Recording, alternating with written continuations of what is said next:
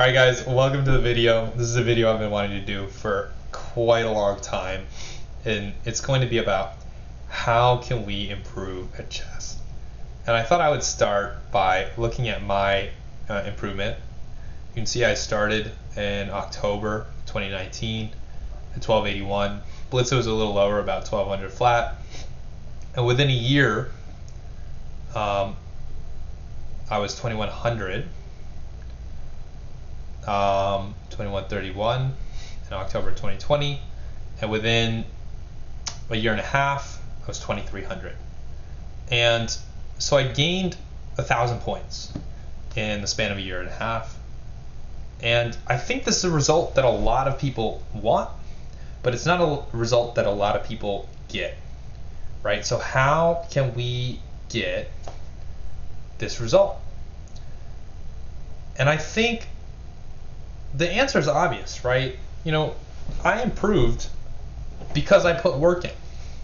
And improving at anything is a lot of work, right? But there's a trick here. And the trick is you gotta enjoy doing the work. You know, chess is a game. It's supposed to be fun.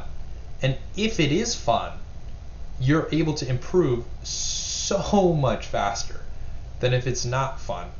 Because if you set it up in a way where you like doing it and you enjoy doing it and you want to do it, then it doesn't feel like work. It's just fun. And the biggest thing that we can leverage to combine learning and entertainment is curiosity. We want to leverage our curiosity as much and as hard as we possibly can. We should be asking why about everything. Why did he do that move? Why is this weakness important? What is, what's going to happen with this backward pawn here? Why does Stockfish not like my move? Why does it like this move instead? And then trying to really buckle down and find the answers to these questions is huge. It's something I've always been interested in. So curiosity is big. But sometimes, it can be hard to just be curious about everything. We need a little structure. So that's what I am trying to provide with this video. A list of 5 questions that I think are really important to ask. And let's look at those questions. So the first question is, what do I enjoy doing the most? And this one is obvious. It comes back to what I was saying. We want to lean into what we enjoy. For me, I loved watching YouTube, especially after I would lose a bunch. Then watching YouTube would allow me to be in a chess-related mood and still be learning without being associated with losing, right? So YouTube was huge for me. I always liked studying openings and looking at the various scores, and I really like gambits, right? I was a huge Stafford gambit proponent when I was under 2300, and I knew all the theory, and I always liked Puzzle Rush and Puzzle Racer. Another thing that I've always been really interested in is thinking about exceptions. So people always say control the center. And I have a game here. This is a piece odds game where that's another thing that I really enjoy, where I've been practicing both against Stockfish and against humans, where I'll practice converting positions against Stockfish, where Stockfish has less pieces and I just need to convert, and then I'll practice winning positions where I'm down a piece just against other humans. Because I think you learn a lot from both sides of that equation. So here, I'm playing white. I give my knight away. Black has a lot more development. You can see they have all these moves in, which are useful moves. I'm trying to destroy the center. And then I play f3, trying to establish my own center. And here, stepping out of b5, preparing c4. And here, when people say controlled center, this makes sense because you can see the center is restricting this piece, it's restricting this piece, which cannot move because it's pinned, and it's restricting this piece because if this piece can't move, then this piece can't move either. And even if it were to move here, it can't go anywhere. And the restriction of these pieces is also restricting this piece. There's no open files for the rooks to use. So even though I'm down a piece, it doesn't really matter because my center is controlling the opponent. But there's a lot of cases where the center is not controlling the opponent, and it's just a target. So let me just kind of make something up here. Let's say you have pawns here and here.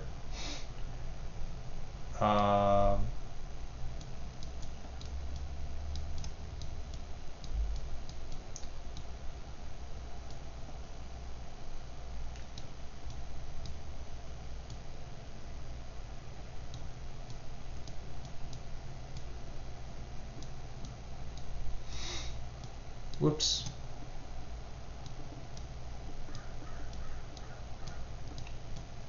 So here, white has centralization, right?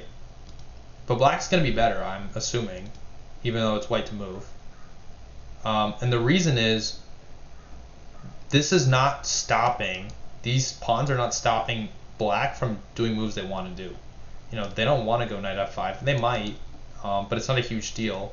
And it's just a target, right? Knight c6 is coming to put pressure on, knight f6 is coming to put pressure on. And the black pieces are jumping around the center and they're attacking it, right? So this is a question I had when I was 1300, where I was getting the pawn in e4 and d4, and I think I wrote a forum post about this, and I was losing, and I was like, why am I losing? Fabiano Caruana told me control the center. I put my pawn on e4, I put my pawn on d4, and I lost. Fabi is like, he's a liar.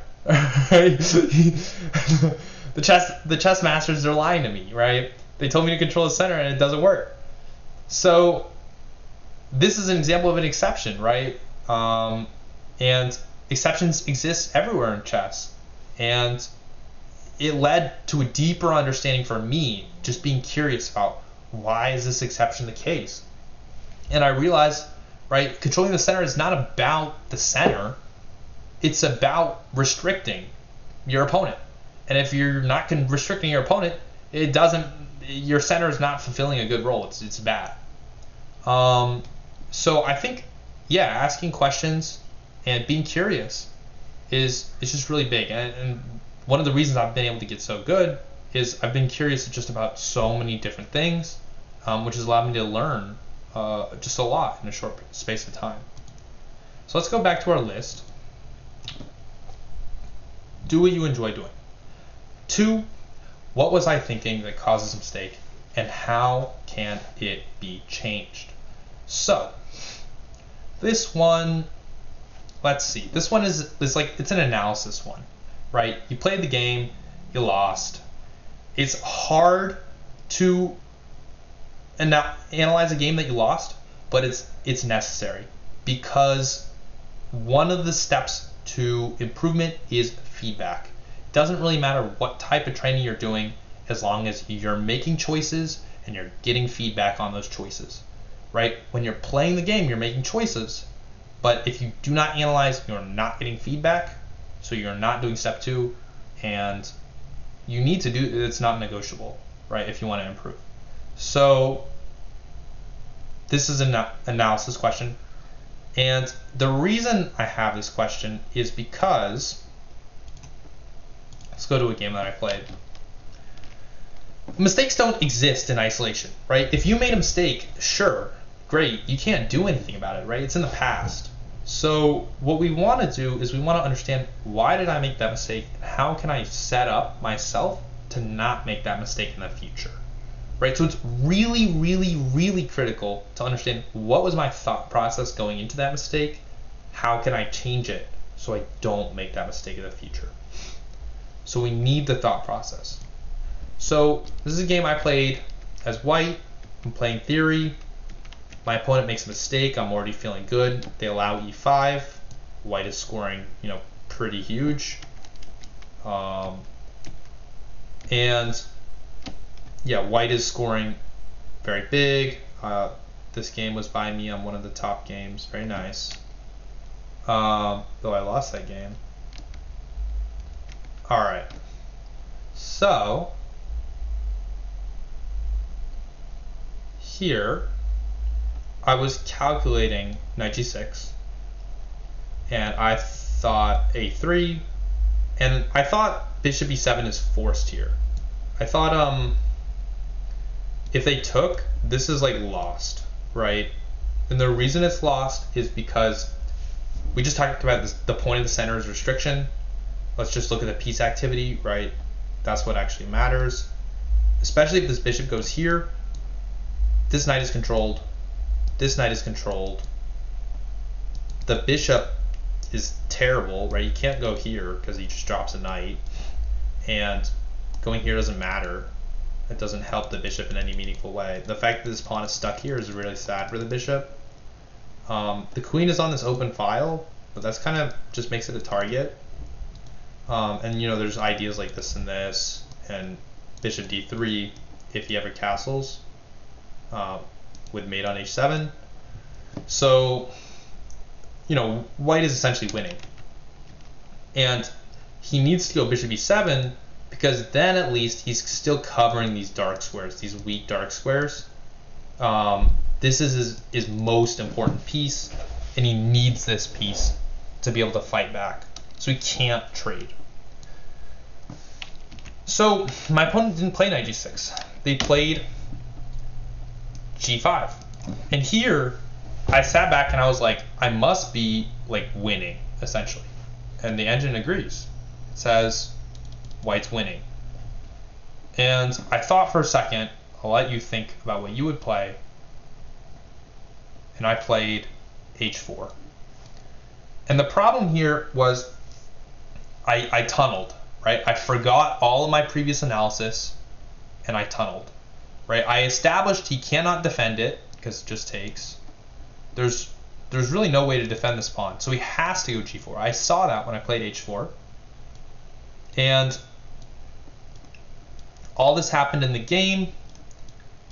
And here, after takes, black is already better, right? I need to find really hard moves like a3, not easy to see. After takes, again, I need to allow knight c2 and play a3. So I make my life really hard, and I play king d1, and essentially I play almost perfectly from here, but the fact that I play perfectly doesn't matter because the attack is so strong. Even though I'm up material, I'm up a whole exchange, this attack is brutal. And I wasn't able to survive. So what I needed to do was not tunnel. I have this move that I can play, h4, at any time, right? h4 is a good move. It's an undermining move. It's important. But I already analyzed how this bishop cannot take, right? And I need to combine that idea because if we compare this position, takes, h4, okay, well, it's saying f5. It's saying he's like lost, which I agree. I mean, I don't even think we even need to analyze this. But let's say he goes bishop e7. Let's analyze this. Let's say I go h4 now, and he goes for this. The huge difference is this knight's not pinned anymore. So we can take back, right? And this comes back to a big rule in not blundering is if there's a piece in your house, just kick it out, right?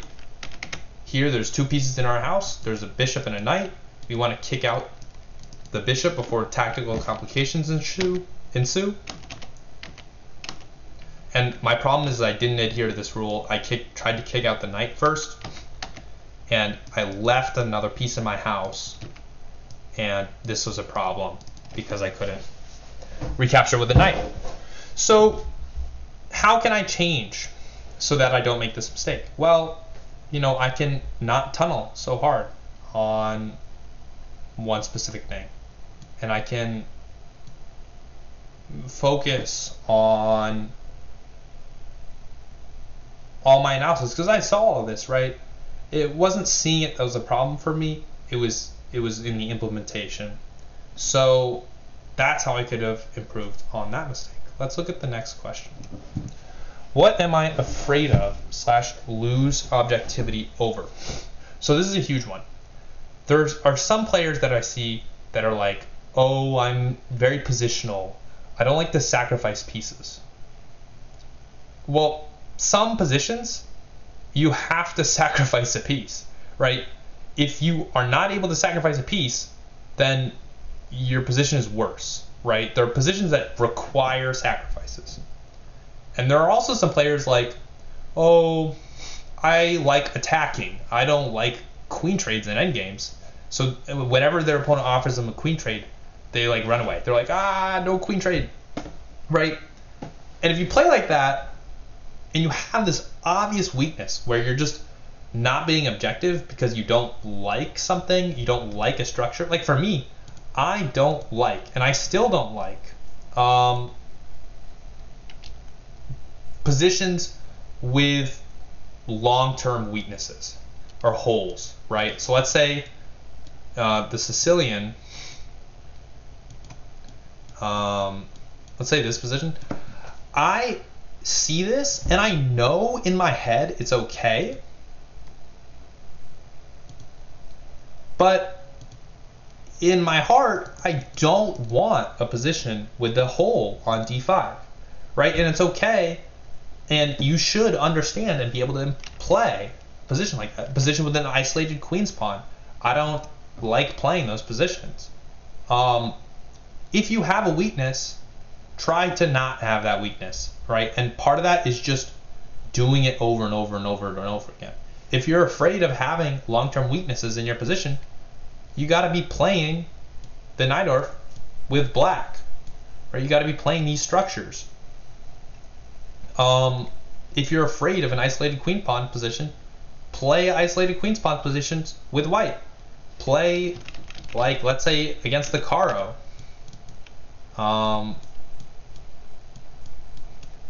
Play a line with c4, right? The Panov, and then you'll get your isolated queen's pawn, and you'll learn how to deal with that and how to attack. But you want to not have things that you're afraid of, things that you lose objectivity over, because it just can be exploited to no end, and it's just going to cost you so much rating. So if you're ever afraid or lose objectivity over something, try to fix that. And fourth one is one of my favorites. It's, what is the evaluation of this position? So for this one, we're just going to go to one of my games, and here, let's see, just choose a random game. So this is another thing that I did that I really like doing, right? I have a folder of just like literally like 100 of my games that I think are my best games ever, and I can look at the games. Let's look at a different one.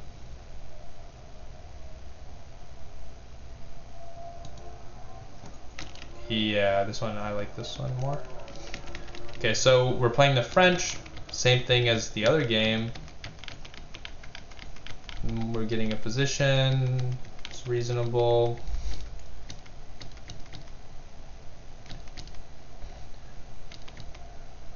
Okay. So, what is the evaluation of this position? I'll give you a second to think about it. If you want, you can pause the video, and then I'll tell you what I see. And I don't know what the evaluation of the position is. I just chose a random game. So what I see is, let's look at the pieces, right? Everything comes down to activity. This knight is like garbage. The knight can't move here, it can't move here, can't move here, can't move here. So it really has two moves. Here, if it goes here, it cannot go here because of the pawn. And if it goes here, it can't go anywhere else. So the knight here is terrible. The knight here is terrible. If the knight goes here, it still cannot move forward. So this knight is just absolutely terrible permanently forever. Like, this knight is the worst piece I've ever seen in my life. This bishop can't really move, and any move is a demotion, right? If it moves here, it's worse. If it moves here, it's worse. So the bishop is optimized. It's not great where it is, but that's kind of how it is. This knight is okay. It's stopping the pawn from going to a4, because then knight here. And the rooks, they're passive. White's rooks aren't like amazing, but they're not great. So I think what's going to happen is a queen trade's going to happen, and we're going to play an endgame here. And if there's an endgame, I'm thinking White's like much better in this endgame. They have to be, because this pawn is permanently weak. This knight is like a gold. And what I would like to make happen is taking this knight and getting this knight to c4. So let's say, yeah, and let's give an evaluation. What do we think the evaluation is? Well, for me, I think it's probably like plus 1.6, 1.7. It's a good endgame. It's not winning. Okay, I said plus 1.7. It's saying plus 2. Okay. So I was talking about it being an endgame, and my opponent just resigned after a4. That's funny. If they went knight a5, trying to go knight b3, there's takes and rook takes, and there's a really cool move, knight a3, just leaving this pawn, because if they take it, it opens up the file and gives us activity down the file, and then they lose. To illustrate, this rook coming in on the file is just too much. You're just going to get destroyed. Like, let's say here, we talked about how bad this knight was. This pawn's going to fall. It's very, very bad. Very bad.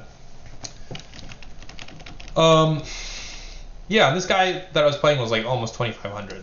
So, yeah, he just kind of lost, very simply. But a lot of this comes down to evaluating, right? And evaluating for me is fun. It's something that I ask myself, what is the evaluation of this position?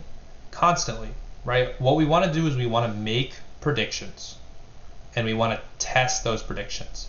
And if those predictions are wrong, which they're likely to be, then we try to understand why our prediction was wrong and what we can do to make our predictions better in the future. And that's a big, big, big part of getting better, because evaluation is huge in decision making. It decides what lines you go for, it decides what lines you avoid. And if you can evaluate well, like, you'll gain hundreds of rating. So practicing this one is very easy to do. When you're playing a long game, just make predictions and then just test the predictions. And the last question is, why does the engine/database favor certain lines or favor certain moves? And this one, again, I was always big into openings. I loved looking at openings and finding openings that have good scores. Like here, White's scoring very, very well. And just asking yourself, why is that the case, right? Because there will be small changes. Like, let's look at the Caro-Kann. Is one such example of this move, Queen c7 here, and Queen c7 here, if played, prevents bishop f4. And if we allow bishop e3, then this is a concession and black scores huge, right? And this move, Queen c7, is scoring a lot better than the other moves, right? So just having kind of a investigative journalist kind of approach to chess is just really big in the learning process, and just asking, why the database prefers certain moves, why the engine prefers certain moves. Can teach you just a lot about chess and how the engine's seeing things versus how you're seeing things. And if you want a tip for understanding why the engine likes something, the biggest reason generally has to do with like what the threat is, what the opponent wants. If you just ask yourself what the opponent wants, then a lot of the moves make a lot more sense because they're geared towards solving what the opponent wants. Anyway, I hope you guys liked these tips and got something from this video. And I hope you guys the best of luck in improving and achieving your chess related goals. Thank you.